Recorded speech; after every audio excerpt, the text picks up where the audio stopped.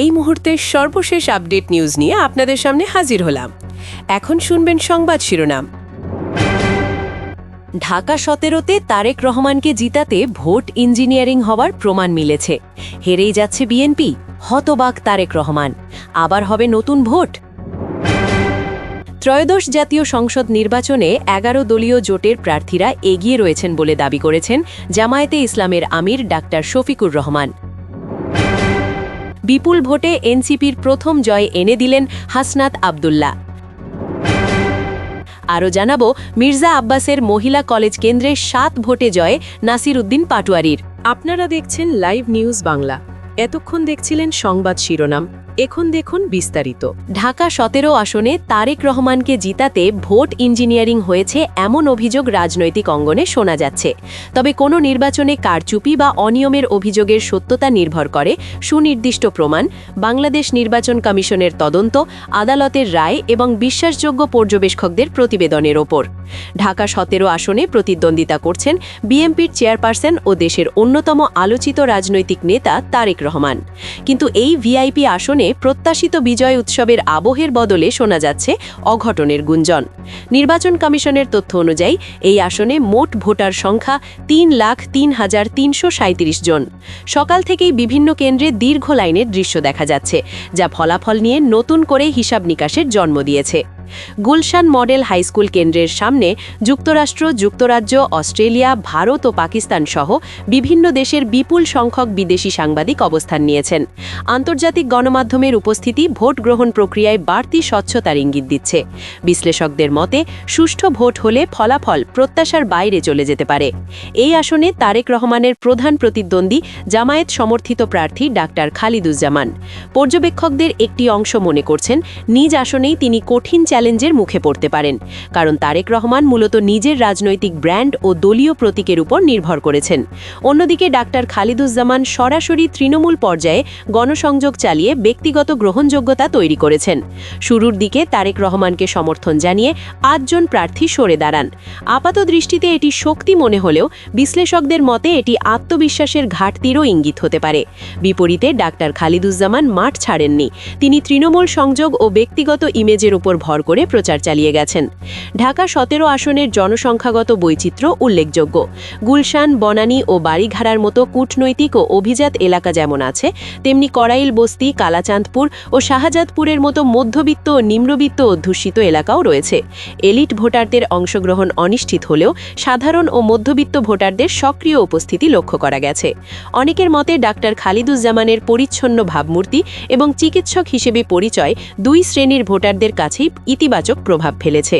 ভোটের দিনে আন্তর্জাতিক গণমাধ্যম যেমন CNN ও আল জাজিরার ক্যামেরা সরাসরি প্রচার করায় কেন্দ্র দখল বা পেশি শক্তি প্রয়োগের সুযোগ সীমিত হয়েছে বলে অনেকে মনে করছেন। একই কেন্দ্রে প্রধান উপদেষ্টা মোহাম্মদ ইউনুস ভোট দেওয়ায় নিরাপত্তা ব্যবস্থাও জোরদার রয়েছে। মাঠের জরিপের ইঙ্গিত অনুযায়ী শুধুমাত্র জনপ্রিয়তার বিচারে ডাক্তার খালিদুজ্জামান এই মুহূর্তে এগিয়ে থাকতে পারেন এমন ধারণাও শোনা যাচ্ছে। তবে চূড়ান্ত ফল নির্ভর করবে ভোটারদের সিদ্ধান্ত এবং নির্বাচন প্রক্রিয়ার স্বচ্ছতার ওপর। আপনার মতে আন্তর্জাতিক গণমাধ্যমের নজরদারিতে তারেক রহমান কি নিজের আসন ধরে রাখতে পারবেন, নাকি ডাক্তার খালিদুজ্জামান ঢাকা 17-তে নতুন ইতিহাস গড়বেন? বৃহস্পতিবার সারা দিনের ভোট গ্রহণ শেষ হয়েছে, এখন চলছে গণনা। এই মুহূর্তে দেশ জুড়ে যে খবর আসছে তা নিয়েই আজকের আলোচনা। বিএনপির জাল ভোটের চেষ্টা, সেনাবাহিনীর কঠোর ভূমিকা, জেনারেল ওয়াকারুজ্জামানের প্রশংসা এবং জামায়াতের 200 আসনে এগিয়ে থাকার সম্ভাবনা। দিনভর ভোটের লড়াই শেষে এখন সবার নজর গণনার দিকে। সারা দেশ থেকে প্রাপ্ত প্রাথমিক ট্রেন্ডে এক বিশাল পরিবর্তনের ইঙ্গিত মিলছে। খবর বলছে প্রায় 200টি আসনে জামায়াত নেতৃত্বাধীন জোট বিপুল ব্যবধানে এগিয়ে আছে। অন্যদিকে বিএনপি সীমাবদ্ধ হয়ে পড়েছে প্রায় 80টি আসনে। বিএনপির বিদ্রোহী বা স্বতন্ত্র প্রার্থীরা পেতে পারেন প্রায় 20টি আসন। এটি কি শুধুই একটি বিজয়, নাকি বিএনপির চাঁদাবাজি ও দখলদারিত্বের বিরুদ্ধে জনগণের স্পষ্ট রায়? অনেক ভোটার বলছেন তারা শুধু জামায়াতের কাজের মূল্যায়ন করেননি, বরং বিএনপির চাঁদাবাজি, গুন্ডামি ও মাস্তানির প্রতিবাদেও ভোট দিয়েছেন। গত কয়েক মাসে বিএনপির কিছু নেতাকর্মীর টেন্ডারবাজি ও সহিংস আচরণে সাধারণ মানুষ বিরক্ত হয়ে উঠেছিল। মানুষ শান্তি চায়, আর সেই শান্তির প্রতীক হিসেবে তারা এবার দাঁড়িপাল্লাকে বেছে নিয়েছে। গত রাতে ঘটে যাওয়া ঘটনাগুলোকে অনেকে বাংলাদেশের রাজনৈতিক ইতিহাসের এক টার্নিং পয়েন্ট হিসেবে দেখছেন। সূত্রের দাবি, বিএনপি আওয়ামী লীগের স্টাইলে রাতের ভোট বা আগাম ব্যালট বাক্স ভর্তি করার চেষ্টা করেছিল, তবে সেনাবাহিনী কঠোর অবস্থান নিয়ে তা প্রতিহত করে। পুলিশ বা অন্য বাহিনীর কিছু প্রচেষ্টা থাকলেও সেনাবাহিনী অনড় ছিল। সেনাপ্রধান জেনারেল ওয়াকারুজ্জামানের জিরো টলারেন্স নির্দেশন কার্যকর ছিল বলে জানা যায়। সেনাবাহিনীর নিরপেক্ষ ও কঠোর ভূমিকার কারণেই দিনের ভোট মোটামুটি সুষ্ঠু হয়েছে বলে বিশ্লেষকদের মত। সকালে কিছু কেন্দ্রে জাল ভোটের অভিযোগ উঠলেও বড় ধরনের কারচুপি সম্ভব হয়নি, কারণ সেনাবাহিনী ছিল সতর্ক অবস্থানে। প্রশ্ন উঠছে, বিএনপি কেন মাত্র ৮০টি আসনে নেমে এলো? বিশ্লেষকদের মতে এর পেছনে রয়েছে অতিরিক্ত আত্মবিশ্বাস, নীতি নির্ধারণে ভুল, বিদ্রোহী প্রার্থী সামলাতে ব্যর্থতা, তারেক রহমানের বিতর্কিত মন্তব্য এবং মাঠ পর্যায়ে চাঁদাবাজি ও দখলদারিত্বের অভিযোগ। জনগণ ব্যালটের মাধ্যমে জানিয়ে দিয়েছে, ফ্যাসিবাদ যেই দলের সাইনবোর্ডেই থাকুক তারা তা মেনে নেবে না। ২০০ আসন মানেই ভূমিধস জয়। জামায়াত এনসিপি জোটের উত্থান দেখাচ্ছে যে নীরব সংখ্যাগরিষ্ঠ এবার সরব হয়েছে।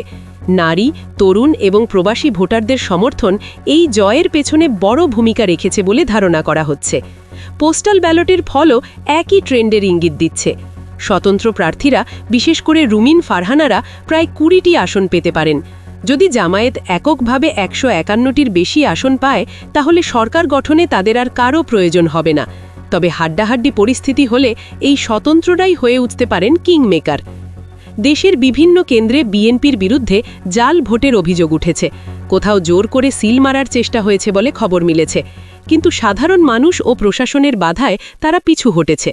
এতে বোঝা যায় জনগণ এখন অনেক বেশি সচেতন ও সাহসী। পূর্ণ ফলাফল পেতে ভোর পর্যন্ত সময় লাগতে পারে, তবে রাত ১০টা থেকে ১১টার মধ্যেই স্পষ্ট হয়ে যাবে কারা গঠন করছে আগামী সরকারের ভিত্তি। ট্রেন্ড অনুযায়ী জামায়াত জোটের সরকার গঠন এখন সময়ের ব্যাপার মাত্র। ম্যাজিক ফিগার ১৫১ অতিক্রম করলেই বিজয় নিশ্চিত।